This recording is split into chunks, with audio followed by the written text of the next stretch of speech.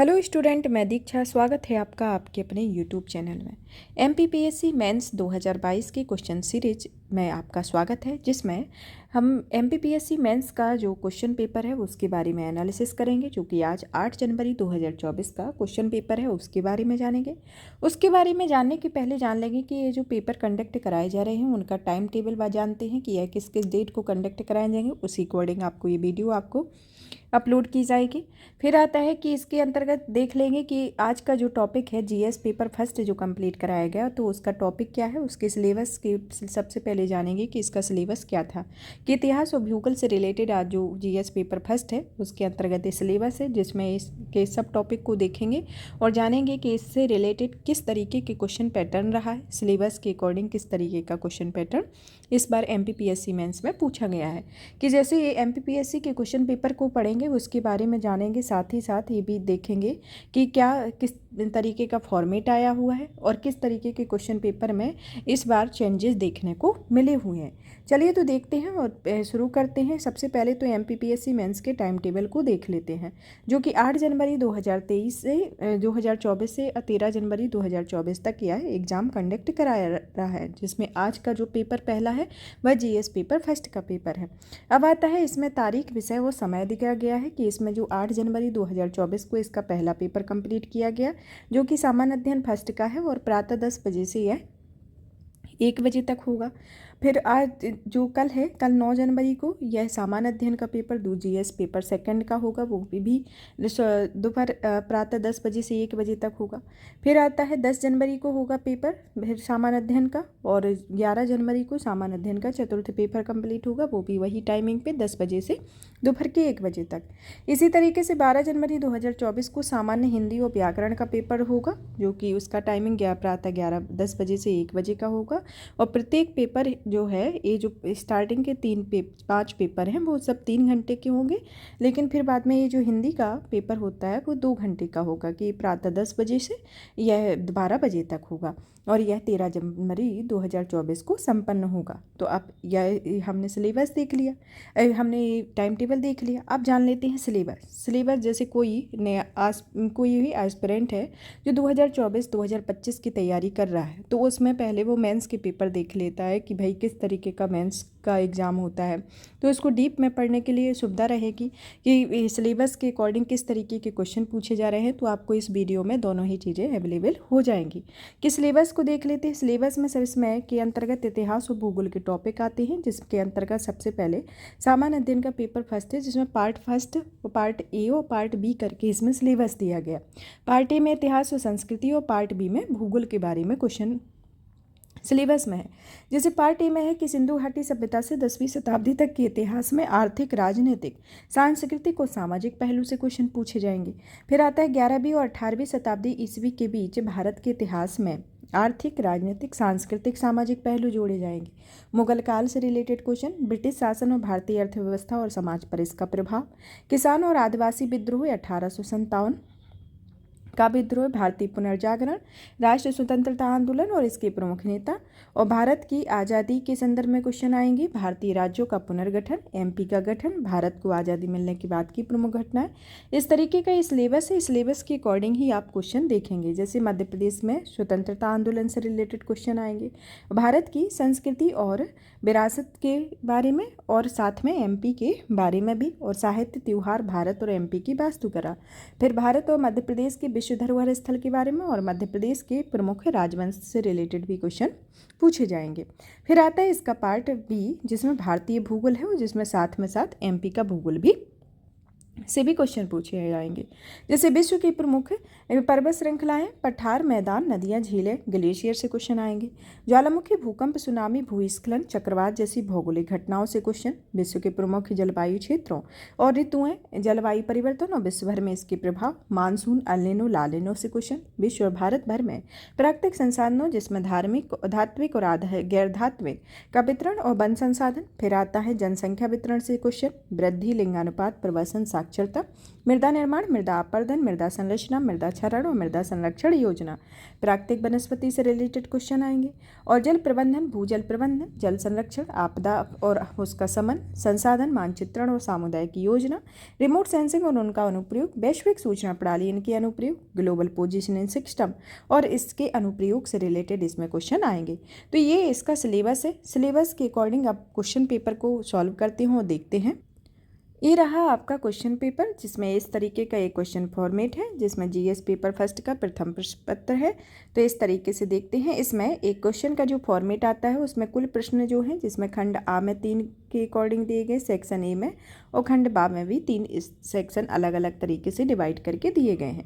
चलिए तो देखते हैं कि किस तरीके से क्वेश्चन पूछे गए हैं। इसमें टाइम 3 घंटे का है और जो इसमें खंड आ में जो है वो 150 नंबर का है और खंड बा भी 150 नंबर का है। टोटल दोनों सेक्शन 150-50 मार्क के रहेंगे। अब आता है सेक्शन फर्स्ट के अंतर्गत क्वेश्चन, देखते हैं कि कौन कौन से क्वेश्चन पूछे गए हैं। कि सेक्शन ए के खंड आ के अंतर्गत आता है। इस प्रश्न में 15 अति लघु उत्तरीय वो अपने प्रश्न पूछे गए हैं कि प्रत्येक प्रश्न का उत्तर 15 से 20 शब्दों में देना है, जिसमें ये 3 नंबर के क्वेश्चन रहेंगे। जो 15 क्वेश्चन टोटल रहेंगे 45 नंबर के। जिसमें आता है, इसमें 3 नंबर का क्वेश्चन जो दिया गया है, इसमें पूछा गया है कि सौदायक और असौदायक से क्या तात्पर्य है। व्हाट आर सौदायक एंड असौदायक से रिलेटेड क्वेश्चन पूछा गया है। फिर दूसरा क्वेश्चन आता है, इसका उत्तर आपको 3 अंकों के हिसाब से 15 से 20 शब्दों में देना है। फिर आता है दूसरा कि कौटिल्य के अर्थशास्त्र में कितने प्रकार के संघ राज्यों का उल्लेख मिलता है। ये हाउ मैनी संघ राज्य आर मेंशन्ड इन कौटिल्य अर्थशास्त्र, इसके अंतर्गत आता है। फिर आता है आपका नेक्स्ट क्वेश्चन जो तीसरे नंबर का है। इसमें अलग से मेंशन किया गया है कि उत्तर प्रदेश में स्थित सिंधु सरस्वती सभ्यता में किन्हीं 2 स्थलों का नाम लिखिए। इसमें प्लेस भी आपको दे दिया गया है और इसमें 2 स्थल भी दे दिए गए हैं कि आपको 2 स्थल ही बताना है, वो भी उत्तर प्रदेश में स्थित हों। जो स्थल उत्तर प्रदेश में स्थित हों वो सिंधु सरस्वती सभ्यता के हों, इससे रिलेटेड क्वेश्चन है। तो ये अलग से आपको मेंशन करके बताया गया है। अब आता है इसमें कि खिलाफत का अंत किस मंगोल शासक ने किया और कब किया। तो ये इससे रिलेटेड क्वेश्चन आता है कि खिलाफत का जो अंत था, विच मंगोल रूलर एंडेड द खिलाफत एंड व्हेन, तो इससे रिलेटेड क्वेश्चन है। फिर आता है नेक्स्ट क्वेश्चन कि मुगल काल में कबूलियत क्या होते हैं। तो कबूलियत से रिलेटेड क्वेश्चन है कि व्हाट वाज कबूलियत इज मुगल पीरियड। फिर नेक्स्ट क्वेश्चन आपका 6 नंबर का क्वेश्चन आता है। इसके सभी के उत्तर आपको 15 से 20 शब्दों में देने हैं कि सिद्ध साहित्य परंपरा से क्या तात्पर्य है। व्हाट इज मीन्ड बाय सिद्ध साहित्य ट्रेडिशन।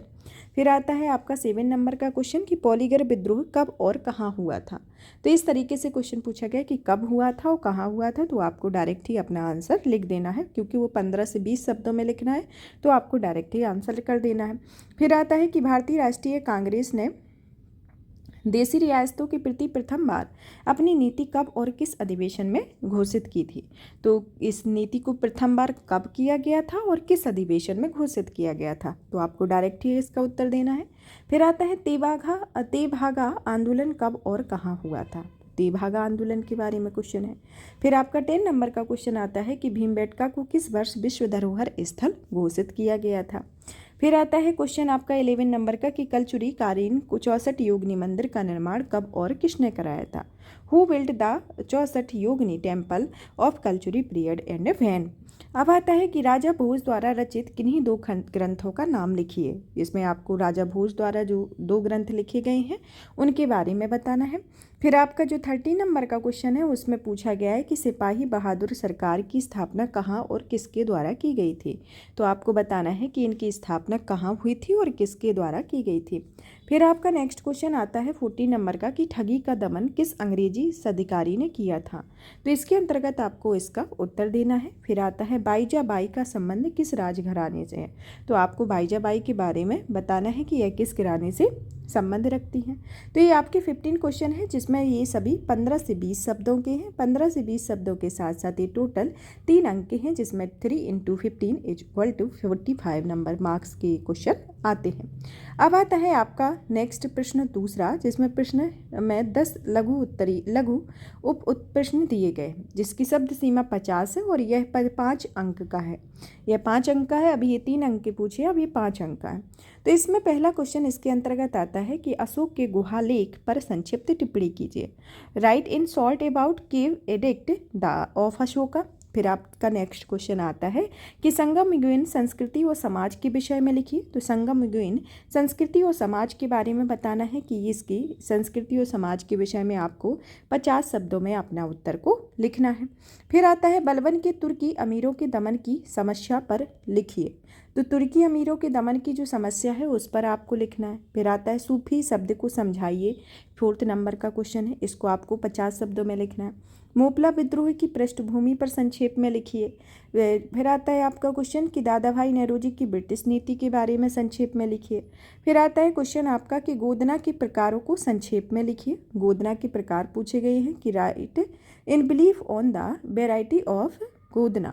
फिर आता है 8 नंबर का क्वेश्चन कि चरण पादुका मेला या शहीद मेला पर संक्षेप में लिखिए कि right a short notes on चरण पादुका एंड शहीद मेला के बारे में। फिर आपका 9 नंबर का जो क्वेश्चन है जिसमें पूछा गया है कि राष्ट्रकूट वंश की संक्षिप्त टिप्पणी लिखिए कि right a short notes on Rashtrakuta destiny dynasty.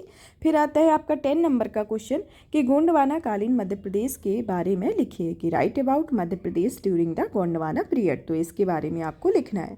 तो इस तरीके के इसमें क्वेश्चन पूछे गए हैं। इन सभी क्वेश्चन के उत्तर आपको 50 शब्दों में देने हैं। 50 शब्दों के साथ प्रत्येक क्वेश्चन है वह 5 नंबर का है। तो इस तरीके से आपके ये 10 क्वेश्चन कवर होते हैं। अब आता है आपका नेक्स्ट क्वेश्चन जो कि इसमें 5 दीर्घ उत्तरीय ये प्रश्न आते हैं जिसकी शब्द सीमा क्या है, 200 शब्द है। और इसमें 5 क्वेश्चन हैं जो 11 नंबर के आते हैं। 5 क्वेश्चन 11 नंबर के हैं कि जैसे पहला आता है कि नालंदा बिहार एक पर एक लेख लिखना है या फिर आपको पल्लव कालीन कला पर प्रकाश डालना है। तो इसमें से आपको ऑप्शन में दिया गया है कि आप या फिर एक क्वेश्चन कर सकते हैं या ये क्वेश्चन कि नालंदा बिहार का एक लेख लिखना है और पल्लव कालीन कला पर प्रकाश डालना है। तो इनमें से दोनों में से किसी एक को आपको लिखना है। इसी तरीके से आपका जो दूसरा क्वेश्चन आता है इसके तीसरे प्रश्न के अंतर्गत कि शिवाजी के राजनीतिक आदर्श क्या थे। शिवाजी के राजनीतिक आदर्श क्या थे, वर्णन कीजिए, इसके बारे में करना है। या फिर आपको भारत पर ब्रिटिश शासन के आर्थिक प्रभावों की व्याख्या करना है कि या फिर आप एक क्वेश्चन कर सकते हैं या फिर इसको कर सकते हैं कि शिवाजी के राजनीतिक आदर्श क्या थे, इसका वर्णन करना है और इसमें भारत में ब्रिटिश शासन में आर्थिक प्रभावों की व्याख्या करना है। इसके अंतर्गत आपको क्वेश्चन की सॉल्व करना है। अब आता है आपका क्वेश्चन जो 3 नंबर का है इसके अंतर्गत कि हिंदू कोड बिल पर एक लेख लिखिए। Right in article on Hindu code bill. फिर आता है सांची क्यों प्रसिद्ध है, वर्णन कीजिए। तो आपको हिंदू कोड बिल का पर आप लेख लिख सकते हैं या फिर आप सांची क्यों प्रसिद्ध है इसके बारे में आप उत्तर देंगे। तो इन दो में से किसी एक को आपको सॉल्व करना होगा। फिर आता है आपका नेक्स्ट क्वेश्चन कि जंगल सत्याग्रह पर प्रकाश डालिए और इसमें रियासतों के भारत में विलय पर विवेचना कीजिए। तो इसके संदर्भ में आपको या फिर एक क्वेश्चन करना है या फिर ये दूसरा क्वेश्चन करना है। तो किसी में से आप दोनों में से एक क्वेश्चन करेंगे।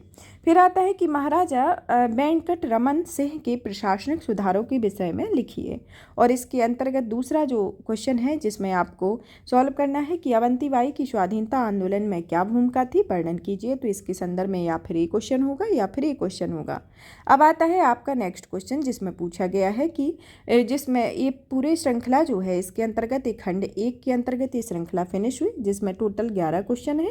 तो इसके अंतर्गत आपको इस क्वेश्चन 5 क्वेश्चन आए हुए हैं जिसमें ये 11 नंबर का क्वेश्चन है। इस तरीके से ये आपको 200 शब्दों में पूरा लेख लिखना है। इस तरीके का पैटर्न है। अब आता है आपका सेक्शन बी। सेक्शन बी में भी 15 अति लघु उत्तरीय क्वेश्चन है जिसके अंतर्गत पहला क्वेश्चन आता है कि आल्प्स पर्वत की किस महाद्वीप में स्थित है। इसको भी 3 नंबर में और 15 से 20 शब्दों के बीच में लिखना है कि आल्प्स पर्वत किस महाद्वीप में स्थित है। फिर जागृति ज्वालामुखी के 3 उदाहरण दीजिए, लिखिए, इसके बारे में। तो जागृत ज्वालामुखी जो है, write down the 3 example of active volcano, active volcano के बारे में लिखने हैं। फिर नेक्स्ट क्वेश्चन आता है कि भूमध्य रेखीय प्रदेशों में किस प्रकार की वर्षा होती है, तो which type of rainfall occurs in equatorial region में, क्या इस तरीके का आपका ये क्वेश्चन है, इसको आपको सॉल्व करना है। फिर आता है कि भारत में सर्वाधिक वर्षा वाले स्थान का नाम एवं स्थिति बताइए, आग्नेय चट्टानों के 3 उदाहरण दीजिए। फिर आता है कि भारत में तांबा भंडार वाले 3 प्रमुख राज्य कौन से हैं। फिर आता है क्वेश्चन कि मध्य प्रदेश में वनों के 3 प्रकार लिखिए। इसमें आपको मेंशन कर दिया गया है कि आपको 3 ही प्रकार लिखने हैं, आप एक्स्ट्रा नहीं लिख सकते हैं। कान्हा घाटी कोयला क्षेत्र कहाँ स्थित है, इसके बारे में आपको बताना है। फिर आता है मध्य प्रदेश के 2 जिलों के नाम लिखिए जहाँ पवन ऊर्जा की क्षमता सर्वाधिक है, तो इसके बारे में। फिर आता है भूमिगत जल के पुनर्भरण के प्रमुख 3 स्रोतों के बारे में लिखिए, इसके बारे में आपको जानना है। फिर आता है आपका क्वेश्चन कि NDMA क्या है, व्हाट इज NDMA, तो इसमें के बारे में जानना है। फिर आता है आपदाओं के समय संचार के वैकल्पिक साधन क्या है, इससे रिलेटेड क्वेश्चन है। फिर आता है आपका नेक्स्ट क्वेश्चन कि सुदूर संवेदन में कितने प्रकार के प्लेटफॉर्म होते हैं, एक क्वेश्चन है। फिर क्वेश्चन आता है आपका भूस्थितिक उपग्रह की ऊंचाई एवं गति लिखिए, तो भूस्थितिक write the height and speed to speed of geostationary satellite के संदर्भ में लिखना है। फिर आता है आपका क्वेश्चन जो कि 15 नंबर का है कि ग्लोबल पोजिशनिंग सिस्टम या GPS सर्वप्रथम कहाँ विकसित किया गया था, where was the global positioning system GPS initially developed, इसके बारे में आपको 15 से 20 शब्दों में लिखना है, जो कि 3 नंबर का है। अब आता है आपका नेक्स्ट क्वेश्चन जो कि दूसरा है कि इसमें जो क्वेश्चन आएंगे उसी तरीके का फॉर्मेट की 50 शब्द हैं और ये 10 क्वेश्चन है 5 नंबर के। कि इसमें आता है कि तिब्बत के पठार पर लघु टिप्पणी कीजिए, आपको तिब्बत के पठार पर एक टिप्पणी करना है। फिर आता है भूकंपीय तरंगों के प्रकार लिखना है। फिर आता है जेट स्ट्रीम क्या है, स्पष्ट कीजिए।